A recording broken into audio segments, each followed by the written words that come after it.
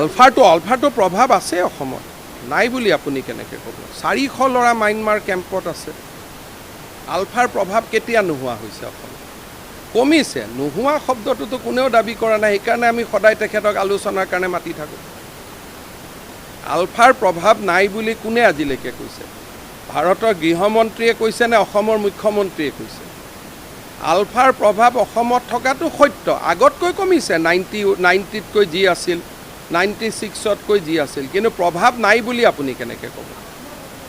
আলোচনা প্ৰক্ৰিয়া চলি আছে, মইতো কথা বতৰা পাতি থাকোঁ। কোনে? মইতো সদায় কথা পাতি থাকোঁ। ইলেকশ্যনৰ পিছত মই কথা পতা নাই, ইলেকশ্যনৰ আগলৈকেতো প্ৰতি 10-15 দিন এমাহত মই এবাৰ ফোনত কথা পাতিয়ে থাকোঁ।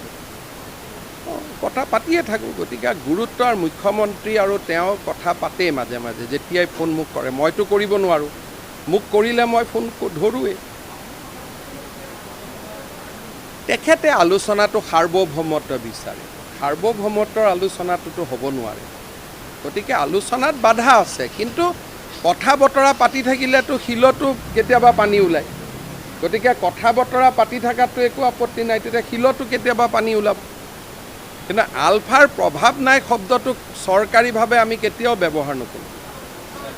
সেইটো পৰেশ বৰুৱাক সুধিব লাগিব, তেওঁহে জানিব। মইতো আজি বুলি ক'লে, মোক যদি আজি কয় যে আজি এই মুহূৰ্তত আলোচনা হ'ব, মই চব কাম বাদ দি আলোচনাত গুচি যাম। কিন্তু আলোচনা কেতিয়া হ'ব সিদ্ধান্তটো আলফাই ল'ব লাগিব না, এইটোতো মই ল'ব নোৱাৰোঁ। বোমা দিছিল, বোমাটো ফুটাও নাই নহয়।